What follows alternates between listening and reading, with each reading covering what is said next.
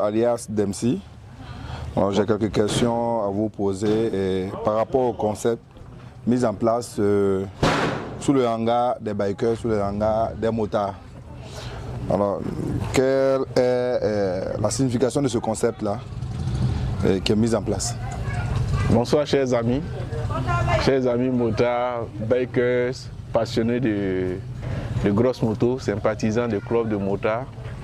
Le hangar des motards, c'est une plateforme, c'est un espace de rencontre de motards, de discussions, d'idées, de projets, surtout de motos. Voilà, c'est un espace où nous voulons se rencontrer entre motards, discuter, planifier nos voyages. Et c'est en même temps un endroit où nous pensons appuyer les motards en termes de technique, d'outillage, de maîtrise de moto et également de réparation même des motos. Aussi, pourquoi pas une plateforme de vente. Vous verrez aux alentours de moi des motos, des pièces détachées de motos. Et voilà un peu, c'est l'idée pensée du hangar des motards.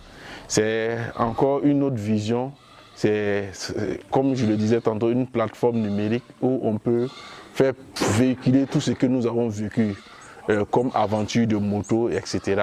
Et faire découvrir le monde de la moto aux nouveaux, aux amateurs, ou même aux professionnels, pourquoi pas.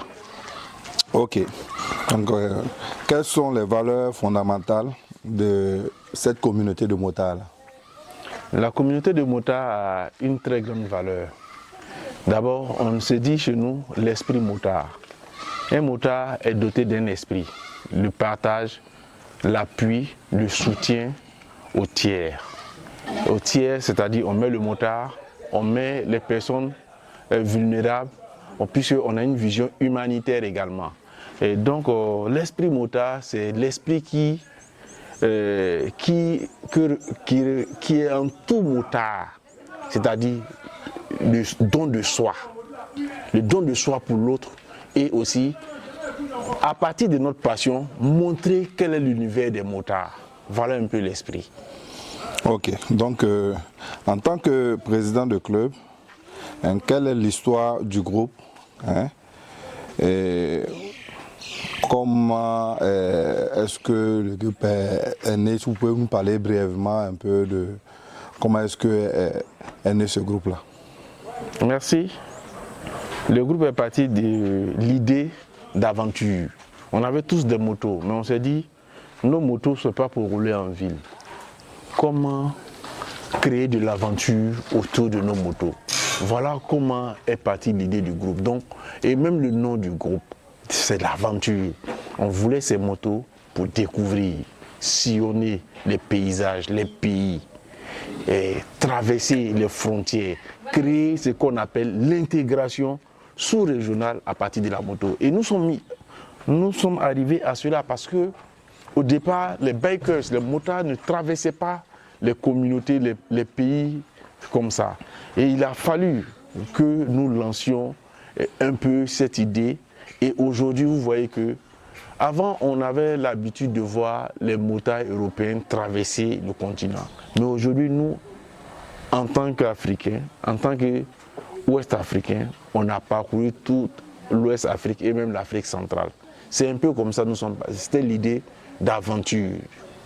La création du groupe est partie d'une idée d'aventure entre camarades, découvrir, sillonner notre pays. Et ça crée ce brassage communautaire entre motards qui aujourd'hui est apprécié un peu partout.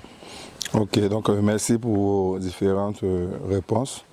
Alors, quel conseil pourrez-vous donner à nos jeunes frères qui aspirent à faire de la moto et puis intégrer par exemple un club sur le code de sécurité de la route? Le premier conseil, c'est la prudence. Parce que on ne fait pas la moto parce qu'on a les moyens ou on veut faire forcément la moto. Non. On ne fait pas la moto parce que j'ai des moyens de m'acheter une 1300, une 1600 et je veux montrer que voilà, j'ai j'ai une moto puissante. Non. On fait la moto dans un esprit, comme je le disais au début, c'est l'esprit. D'abord, c'est la prudence, avoir la tête sur les épaules. Et c'est d'être outillé. Voilà. Je conseille beaucoup de motards au début, en commençant sur des petites motos pour progresser vers. C'est comme ça que nous sommes partis. Mais d'abord, quand on a la moto, on doit avoir tout le nécessaire. Des moyens de protection, gants, casques, blousons, etc. Et savoir maîtriser la moto en apprentissage avant d'aller en agglo. Ça, c'est un élément. Avoir son permis de conduire moto, c'est très important. Avoir son assurance moto, avoir sa visite technique moto, parce que si tu n'as pas ces éléments-là, lorsque tu as un accrochage, un accident, c'est là que tu verras toute la panoplie judiciaire sur ton dos.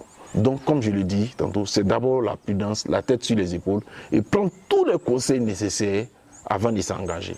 Il y a beaucoup de clubs dans ce pays, c'est bien, ça permet d'encadrer les motards. Nous, les motards, nous devons avoir une ligne de conduite parce que il ne faut pas qu'à partir d'individus isolés que les clubs de moto ou bien des motards soient vus comme des vulgaires personnes. C'est le travail que nous faisons actuellement pour redorer l'image du motard et sensibiliser ces jeunes motards dans cet esprit-là. Donc la moto, le motard c'est un esprit. Le motard c'est le respect de la circulation, le civisme en circulation, le respect du code de la route. C'est un peu ça. Et il est important que nous véhiculons ce message-là à tous les motards, au niveau national comme au niveau sous-régional. Merci M. Ouédraogo. Nous sommes à la fin de nos questions. Est-ce que vous avez un dernier mot? Le dernier mot à dire, c'est déjà, comme je disais tantôt, il faudrait qu'on s'accompagne tous en esprit mutuel et en camaraderie.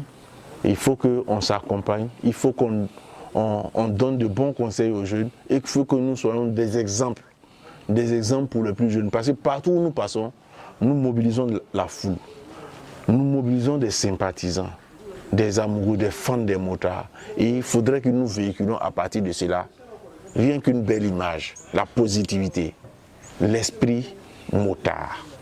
Merci. Merci beaucoup.